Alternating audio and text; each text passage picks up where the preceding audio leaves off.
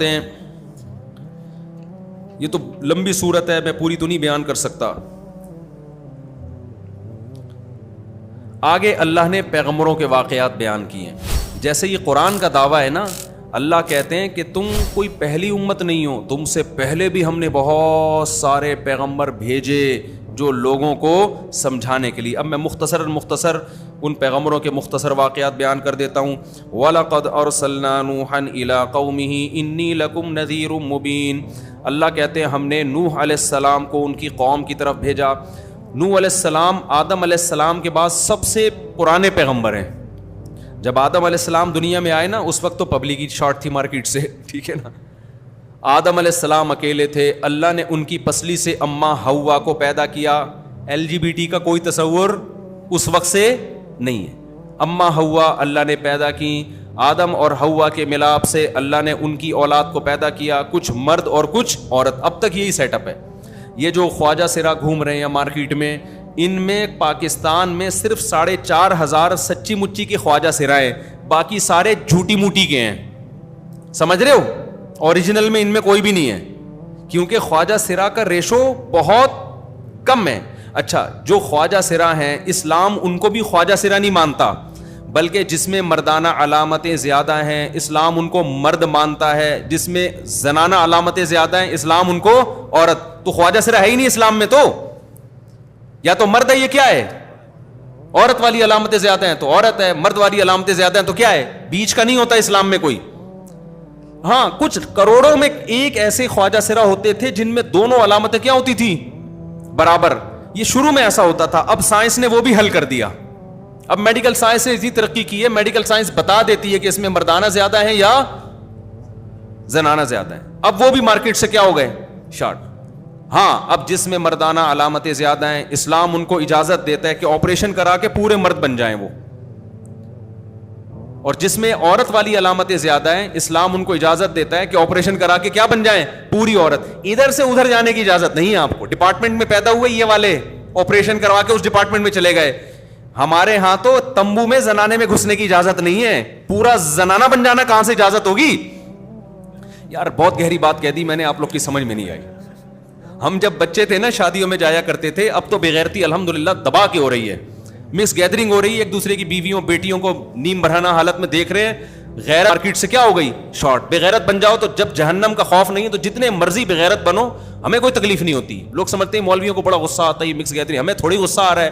اللہ میاں نے آج جو قرآن میں آیت آئی ہے نا, اس میں یہ کہا ہے کہ میں نے جہنم کو جنات اور انسانوں سے بھرنا ہے, تو وہ اسی مکس گیدرنگ سے ہی بھریں گے وہ. تو جتنے جہنم میں بھریں گے ہم تو ہمارا کام ہے بتا دینا, تو ہمیں کیا مسئلہ ہے بھائی, آپ مکس گیدرنگ کر. کتنی دیر لگتی ہے ایک پارٹیشن کھڑی کرنے میں یار. خدا سے نفرت کی بھی کوئی انتہا ہوتی ہے نا, غضب. اللہ میں یعنی یہ تھوڑی کہا کہ لڑکیاں شادی میں نہ جائیں یا لڑکے نہ جائیں. ایک اللہ نے کیا کہا ہے کہ تھوڑا سا بیچ میں کیا کر لو, پارٹیشن کر لو, یہ ادھر ہو جائیں وہ ادھر ہو جائیں. موت آتی ہے یہ کرتے ہوئے. ہم کوئی فنڈامنٹلسٹ تھوڑی ہیں, ہم کوئی دقیانوس تھوڑی ہیں, لبرل لوگ ہیں. لبرل لوگ ہیں تو بن جاؤ لبرل. بغیرتی کی انتہا ہے. لبرل بنتے بنتے جو یورپ کا حال ہوا ہے نا, جو حال ہوا ہے یورپ کا, وہی تمہارا بھی حال ہوگا, اور فائدہ کتے اٹھائیں گے. یہ بار بار میں بتاتا ہوں, اس کی میں ڈیٹیل مزید نہیں بتاؤں گا. اس کا فائدہ کس کو ہوگا, بالآخر کتوں کا راج ہوگا. بڑھاپے میں بھی آپ نے بھی کتے پال لیں, آپ کی بیگم نے. وہ ڈیٹیل پھر کسی اور وقت, بار بار پھر اس طرف ذہن چلا جاتا ہے. تو میں یہ عرض کر رہا تھا, کیا بتا رہا تھا, دماغی ادھر سے چلا گیا یار. تو پارٹیشن کر لیا کرو شادی بیاہ میں, تھوڑا سا خدا کو اہمیت دے دیا کرو, تھوڑی سی اہمیت دے دیا کرو خدا کو. وہ جب کچھ کہہ رہا ہے نا تو مان لو اس کی باتوں کو. تو میں یہ کہہ رہا تھا, ہم جب شادیوں میں بچپن میں جایا کرتے تھے, تمبو کے اس طرف زنانیاں ہوتی تھیں, اس طرف کیا ہوتی تھی, پشتوں میں کہتے ہیں سڑے, اس طرف سڑی جمع ہے میرا خیال ہے, سڑی ہے نا جمع, اس طرف سڑے ہوتے تھے, اس طرف زنانیاں. تو اگر کوئی لڑکا زنانیوں کے تمبو میں گھسنا تو دور کی بات, وہ تو بہت بڑا بغیرت ہوتا تھا, زنانیوں میں چلا جائے, صرف تمبو کے سوراخ سے جھانک کے بھی دیکھتا تھا نا, اس کو بھی بغیرتی کے تانے ملتے تھے. تو آپ بتاؤ, اسلام میں اس تمبو سے اس تمبو میں جانے کی اجازت نہیں ہے آپ کو, جبکہ واپس میں مرد ہی بن کے لوٹو گے تو پورا اس جنس میں کنورٹ ہونے کی اجازت کہاں سے ہو جائے گی. آپریشن کرا کے پورا لیڈیز بن گیا یا لیڈی پورا مرد بن گئی, یہ کہاں سے ہوگی. تو ڈپارٹمنٹ میں جانے کی اجازت نہیں ہے آپ کو. تو خیر کہاں سے کہاں بات چلی گئی. تو اللہ تعالیٰ نے آدم علیہ السلام کو پیدا کیا, تو ایک عورت اور ایک مرد سے بہت لوگ دنیا میں پھیل گئے. وہ سارے توحید پرست تھے, ایک خدا کو ماننے والے. کان الناس امتا واحدہ, اللہ فرماتے ہیں یہ قوم کیا تھی؟ ایک امت. پھر آدم علیہ السلام کے بیٹے قابیل نے حابیل اپنے بھائی کو قتل کر دیا ایک عورت کی لالچ میں, عشق معاشقے میں بھائی کا خون کیا. وہ پہلا خون تھا انسانی تاریخ, لیکن کافر نہیں تھے وہ, عقیدہ خراب نہیں تھا, عملی کوتاہیاں تھیں, عملی کوتاہی. آہستہ آہستہ آہستہ آہستہ بڑے بڑے ولی اللہ پیدا ہوئے نا اس قوم میں, آدم علیہ السلام کی اولاد میں نیک بزرگ پیدا ہوئے جو لوگوں کو ہدایت دیتے تھے. کچھ پیغمبر بھی آئے, شیس علیہ السلام کہا جاتا ہے. تو ہوتے ہوتے ہوا یہ کہ کچھ بزرگ اتنے اچھے کہ جب وہ دنیا سے گئے نا تو لوگ ان کی یاد میں ان کے مجسمے بنا لیے. لوگوں نے کیا کیا ان کی یاد میں؟ یہ حرام ہے اسلام میں. جیسے لوگوں نے اپنے پیر صاحب کی تصویر لگائی ہوئی ہوتی ہے, اپنے ابا اماں کی تصویر دیواروں پہ لگائی ہوئی ہوتی ہے, کیا یہ جائز ہے اسلام میں؟ یادگار کے طور پر دیواروں پہ تصویر لٹکانا اسلام میں جائز نہیں. خیر انہوں نے, اب وہ قائد اعظم سے پوچھو بھائی, کہہ رہے قائد اعظم کی تصویریں بھی تو لگی ہوتی ہیں, تو جنہوں نے لگائی ہیں ان سے پوچھو. تو اسلام میں بہرحال تصویر سازی کیا ہے؟ حرام. یہ ڈیجیٹل تصویر کے حکم میں نہیں ہے, خوب سمجھ لو اچھی طرح, اس پر میں بہت ڈیٹیل سے بیان کر چکا ہوں. اور کسی ضرورت سے تصویر کھنچوانی ہو وہ بھی جائز ہے, کیونکہ ضرورت سے جو کتا پالنا جائز ہے, تو جس حدیث میں کتے کو حرام قرار دیا اس میں تصویر کو بھی, تو ضرورت میں جب کتا مستثنی ہے تو تصویر بھی کیا ہے؟ اب ضرورت بہت ساری ہو سکتی ہے, بلا ضرورت کی بات کر رہا ہوں. بلا ضرورت تعظیم کے لیے تصویریں لٹکانا اسلام میں جائز نہیں ہے. ہاں ضرورت ہو تو وہ مستثنی ہے, وہ خارج ہے اس سے.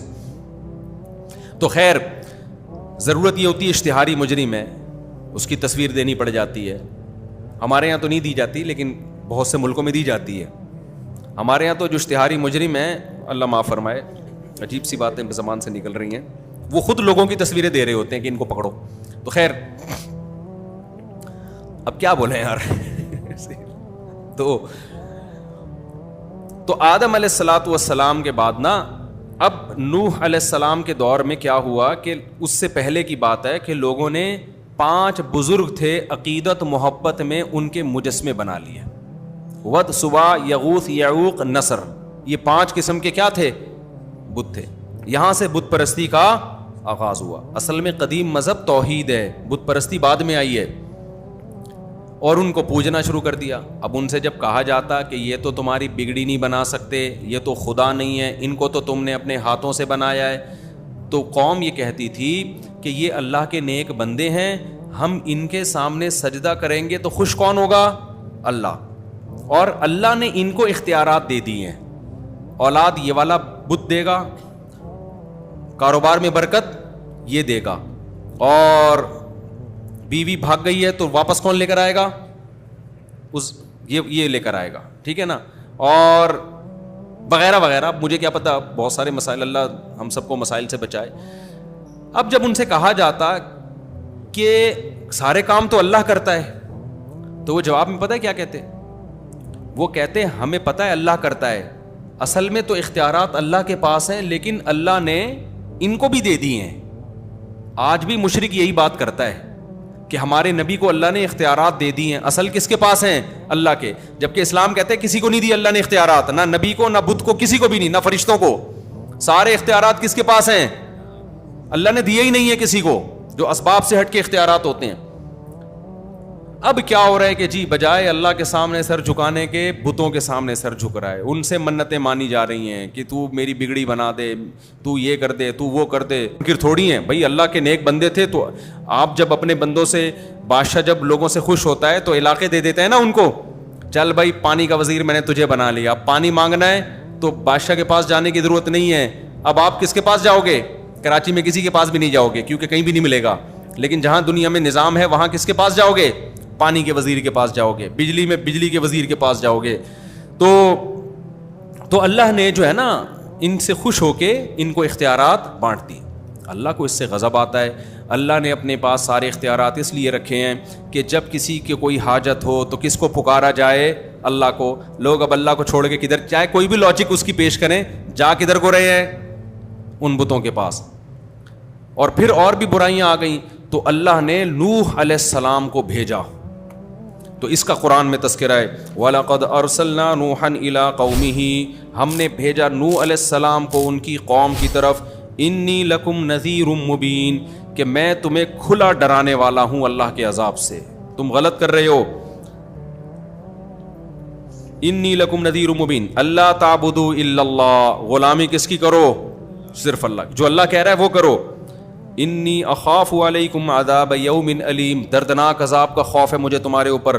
فقال الملأ الذین کفروا من قومہ, قوم کے جو بڑے بڑے لوگ تھے نا, دولت مند اور سردار, وہ کہنے لگے. یہ آپ کو ہر نبی کے واقعے میں یہ چیز ملے گی, غریبوں نے مخالفت نہیں کی, مخالفت ہمیشہ قوم کے, کیونکہ جس کا پیٹ بھرا ہوا ہوتا ہے وہ اللہ کو زیادہ بھولتا ہے, جس کا پیٹ خالی ہوتا ہے وہ اللہ کو یاد رکھتا ہے.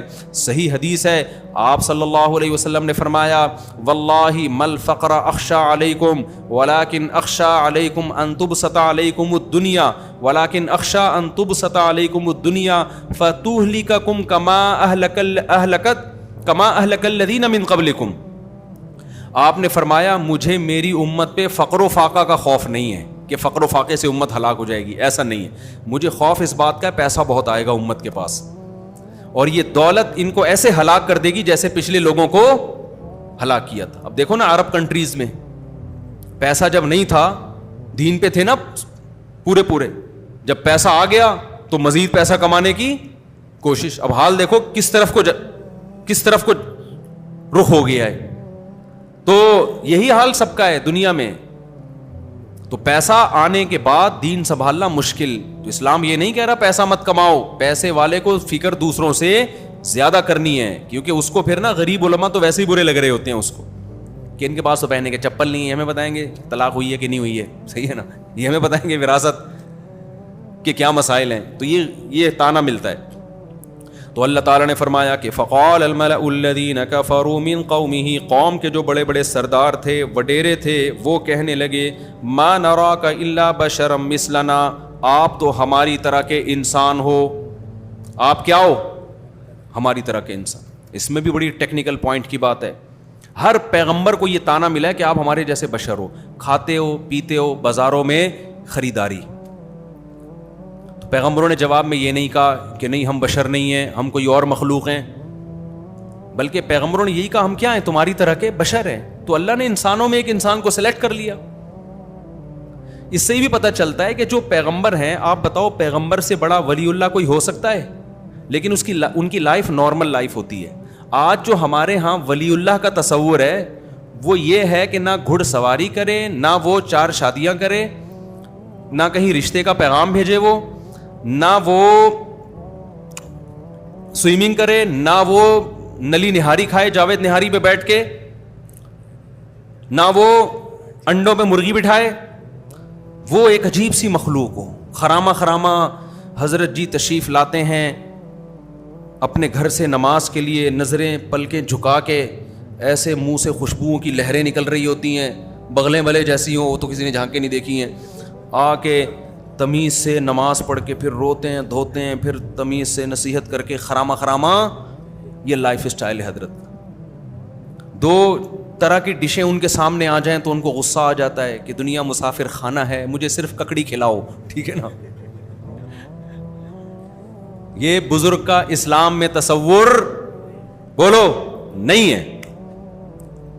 صحابہ تو ایسے نہیں تھے بھائی, گھوڑے سے تیز دوڑ لیتے تھے. سلمہ ابن اکوا, اگر سلمہ ابن اکوا اس زمانے میں ہوتے, کوئی روحانی علاج کراتا ان سے؟ جب ان کو بھاگتا ہوا دیکھتا, کوئی بھی نہیں کراتا. کہتے ہیں یار یہ تو بزرگ ہی نہیں ہے, تو گھوڑے سے بھی تیز دوڑ رہے ہیں, میں گھوڑے سے علاج کرا لوں گا, ٹھیک ہے نا, کسی اور مخلوق سے علاج کرا لوں گا. تو یہ جو بزرگ کا تصور ہے نا, اس کو کھوپڑی سے کیا کرو. ہمارے نبی صلی اللہ علیہ وسلم نے بیویاں بھی رکھیں, آپ کی اولادیں بھی ہوئیں, ان کے کچھ نہ کچھ اونچ نیچ بھی ہوئی, جیسے ہر گھر میں بیگموں کی ہوتی ہیں. آپ ناراض ہو کے گھر سے چلے بھی گئے, تو نیچرل لائف یہی ہے. تو بزرگ کا کبھی کبھار گھروں میں جھگڑے بھی ہوتے ہیں. یہ لوگ کہتے ہیں بزرگوں کے گھر میں جھگڑے نہیں ہوتے, وہ بزرگ نہیں ہے, وہ کچھ اور مخلوق ہے, چیک کرو, صحیح ہے نا. تو سب کچھ نارمل ہی ہوتا ہے. ہاں بزرگ کسے کہتے ہیں؟ الا ان اولیاء اللہ لا خوف علیہم ولا هم يحزنون الذین آمنوا وكانوا يتقون. عقیدہ صحیح ہو, برائیوں سے بچتا ہو, بس.